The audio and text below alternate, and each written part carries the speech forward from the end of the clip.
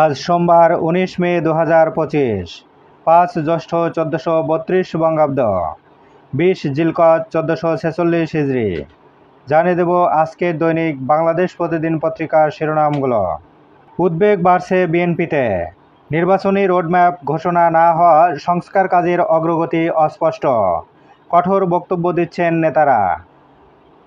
বাংলাদেশ ভারত বাণিজ্যে ডেডলক, শত কোটি টাকার তৈরি পোশাক রপ্তানি হুমকিতে, পণ্য নিয়ে বেনাপোলে আটকা শতাধিক ট্রাক।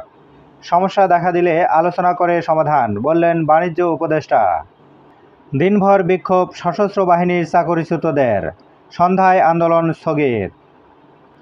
আমির খসরু, নির্বাচন বিলম্বিত, দেশও অস্থিরতার দিকে যাচ্ছে। 2,30,000 কোটি টাকার উন্নয়ন বাজেট। ঐক্য কমিশনের সংলাপ, জুলাই সনদ চূড়ান্তে গণভোট চায় জামাত। নির্বাচনী একমাত্র সমাধান, বললেন অদিতি করিম। এবার শেষের পাতা, দেশে বেড়েছে বেকার, মোট বেকার 26,10,000, বেড়েছে 1,60,000, প্রতিবেদন বিবিএস। নগদের প্রশাসকদের বিরুদ্ধে জালিয়াতির অভিযোগ, কর্মী না হলেও বড় অঙ্কের বেতন দেখানো হয়েছে স্বাস্থ্য বিমার জন্য। 2026-এর ডিসেম্বরেই পাতাল রেলে চড়বেন ঢাকাবাসী।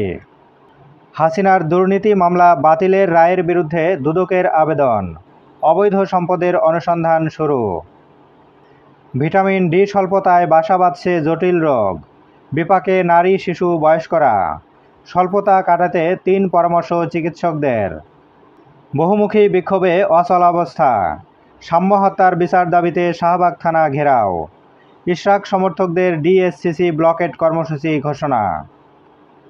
কলম বিরতি অব্যাহত, স্থবির এনবিআর, দরপতন বিক্ষোভ শেয়ার বাজারে।